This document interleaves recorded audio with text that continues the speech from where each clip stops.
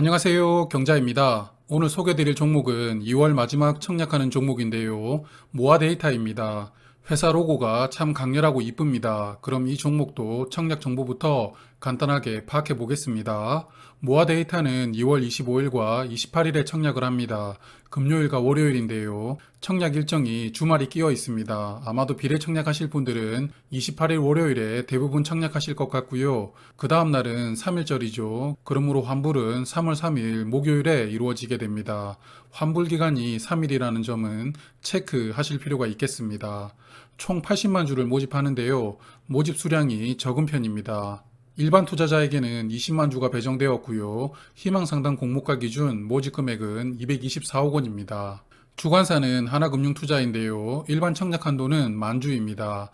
그래서 만주를 청약하시려면 증거금으로는 1억 4천만 원 필요하고요. 하나금투도 청약 수수료가 2천 원입니다. 모아 데이터는 상장일 유통 물량이 많은 편인데요. 비중의 43%가 유통됩니다. 기존 주주 물량 비중이 28% 정도이기 때문에 의무 확약을 감안하더라도 유통 물량이 40% 이하로 내려오기는 쉽지 않을 것 같습니다. 그리고 아직 상장일은 정해지지 않았습니다만 아마도 3월 중순 정도라고 예상이 되는데요. 스톡옵션을 보니까 3월 20일부터 약 13만 주가 행사가 될 수 있습니다. 상장 이후에 곧바로 이 13만 주는 나올 수 있게 되는 것인데요. 그러므로 상장일에 매도를 하신다면 신경 쓰지 않아도 되겠지만 조금만 길게 보유를 하신다면 이 물량도 체크를 하시는 편이 좋을 것 같습니다. 그럼 워밍업 영상의 하이라이트인 사업을 알아봐야겠죠. 모아 데이터는 화면 보시는 페타온 포캐스트라는 제품을 주력으로 서비스하고 있습니다. 밑에 설명을 보니 ICT 인프라 모니터링 솔루션이라고 하는데요. 조금 더 구체적으로 봐야겠죠. 4차 산업이 시작되면서 많은 영역이 시스템으로 대체가 되고 있습니다. 문제는 시스템은 스스로 이상이 생겨도 인지를 할 수 없다는 것인데요. 그래서 아직까지 사람이 시스템을 관리하면서 장애가 발생하면 그 부분을 체크하고 해결을 해줘야 되는 게 현재의 기술력입니다. 그런데 모아 데이터의 페타온 포캐스트는 이 시스템에 발생될 이상 여부를 탐지하고 예측하는 솔루션인데요. 로직은 시스템의 모든 데이터를 분석해서 스스로 학습을 한답니다. 전문 용어로 머신러닝이라고 부르죠. 이렇게 학습된 데이터를 기반으로 향후 20분 내에 이 시스템에서 장애가 발생될 것을 미리 예측한다고 합니다. 그리고 그 장애 발생될 위험을 관리자에게 알리는 것뿐만 아니라 왜 장애가 생겼는지에 대한 원인까지 분석을 해서 관리자에게 알려줄 수 있다고 하는데요. 설명만 들어보면 이상 여부 관해서는 토탈 솔루션이라는 느낌입니다. 여하튼 어느 정도까지 인공지능 기술이 적용된 솔루션인지는 모르겠지만 사전 장애 관련된 예측의 80% 정도를 할 수 있고 이러한 장애를 미리 알려주면서 대응 속도를 줄이고 관리자의 수도 줄일 수 있다는 게 페타온 포캐스트의 장점이라고 설명을 하고 있습니다. 현재 이러한 솔루션은 주로 데이터 센터를 운영하는 큰 기업들에게 공급이 되고 있는데요.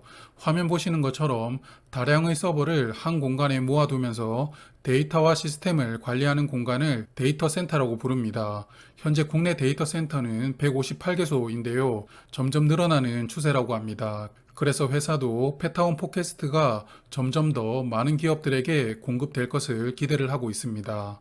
그리고 또 하나 긍정적인 부분은 현재 이상 여부 예측 솔루션을 국내에서 서비스하면서 경쟁하고 있는 업체가 3개 회사 정도 되는데요. 모두 다 중소기업입니다. 이 시장은 대기업이 직접 참여를 하지 못하게끔 법률 규제가 있다고 합니다. 그래서 대기업과 직접 경쟁하면서 성장성이 저하될 우려가 없기 때문에 이 부분은 긍정적이라고 생각이 들었습니다. 현재 매출 비중을 보면 페타온 포캐스트로 매출의 대부분을 올리고 있는데요. 그런데 회사는 헬스케어 시장에 진출하려고 준비를 하고 있고 작년부터는 조금씩 매출이 나오고 있습니다. 플러핏이라는 웨어러블 기기와 함께 그 기기를 제어하는 앱을 기반으로 서비스를 하고 있나 본데요.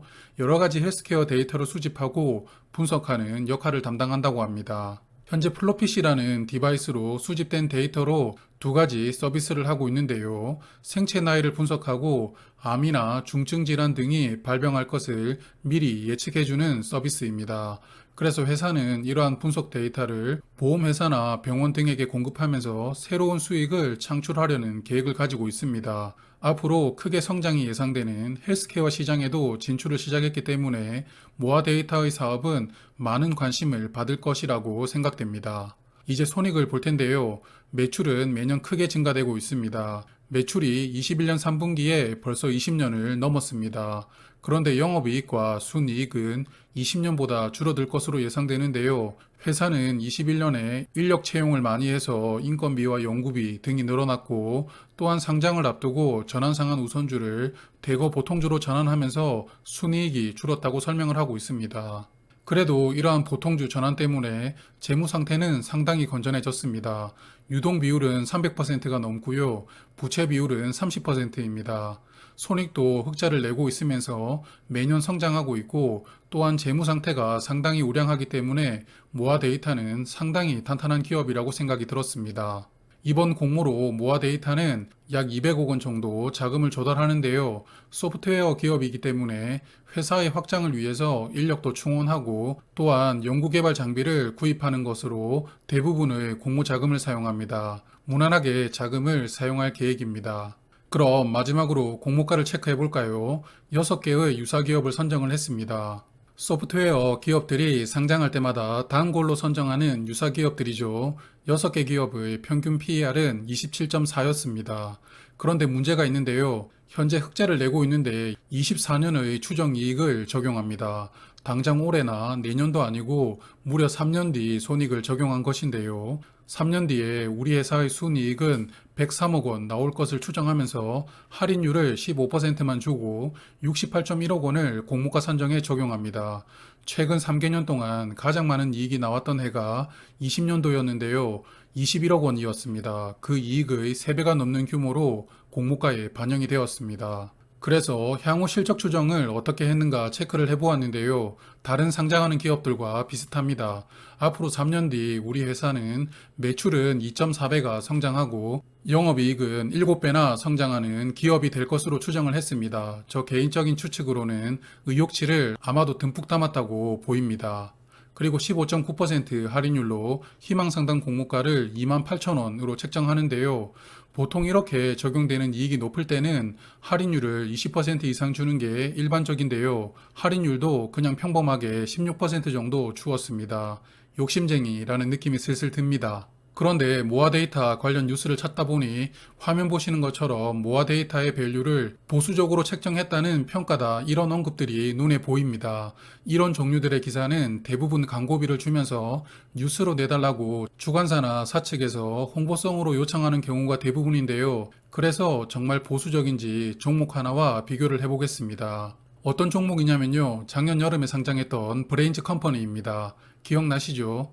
모아 데이터가 최종 유사 기업에서 최근 상장했던 종목이라고 제외를 시켰는데요. 그래서 이 둘을 1대1로 비교를 해보겠습니다. 브레인즈 컴퍼니는 수요 예측 결과가 무난하게 나왔었습니다. 기관 경쟁률은 1429대 1이었고요. 의무 합약 비율은 8.9%였습니다. 하지만 상장일에 따상을 찍으면서 저력 있는 모습을 보여준 종목이었는데요. 그래서 먼저 공모가 책정 기준을 비교를 해보겠습니다. 브레인즈 컴퍼니는 공모가 산정에 약 41억 원이 반영됩니다. 20년 2쿼터부터 21년 1쿼터까지 최근 4분기 실적을 합산해서 반영했고요. 이에 반해 모아 데이터는 24년도 실적을 추정해서 반영했죠. 그리고 유사 기업의 PER은 약 27 수준으로 두 종목이 비슷했고요. 할인율도 약 16% 적용되면서 비슷합니다. 하지만 공모가에 적용된 이익이 현재 이익이냐 미래 이익이냐라는 큰 차이가 있다고 봅니다. 두 번째는 실적과 시가총액을 비교를 해볼게요. 브레인즈 컴퍼니의 2월 17일 기준 시가총액은 1,003억 원이었습니다. 모아 데이터는 상당 공모가 기준 시가총액이 1,508억 원입니다. 모아 데이터가 500억 원이 높죠. 그런데 21년 실적을 비교를 해보면 모아 데이터가 매출액이 브레인즈 컴퍼니보다 약간 높다는 것 빼고는 이익은 브레인즈 컴퍼니가 훨씬 좋습니다. 물론 모아 데이터와 브레인즈 컴퍼니의 사업 포텐셜이 같을 수가 없기 때문에 이렇게 1대1로 비교를 하는 게 적절하지 않을 수도 있습니다. 하지만 저는 이렇게 비교를 해보면 모아 데이터의 밸류가 최소한 보수적이라는 느낌은 전혀 들질 않았습니다. 영상 보시는 분들은 어떤 느낌일지 모르겠네요. 그럼 정리를 해볼까요? 모아 데이터의 사업은 앞서 말씀드렸지만 유망합니다. 소프트웨어 기반의 인공지능까지 탑재가 되어 있기 때문에 많은 주목을 받을 것이라고 생각합니다. 그리고 대기업이 개입하지 못하는 시장이라는 장점도 분명하게 있겠죠. 또한 헬스케어 시장에 진입하는 것도 좋은 재료가 될 것입니다. 그러나 유통 물량이 40% 이상으로 많고요.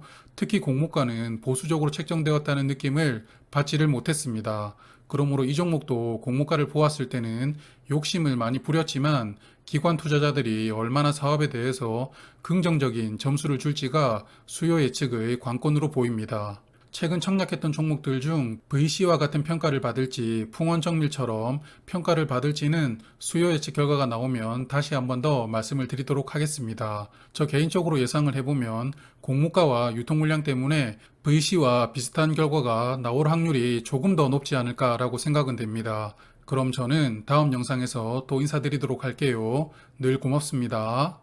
앞으로도 많은 관심과 사랑 부탁드립니다. 구독, 좋아요 꾹꾹 눌러주세요.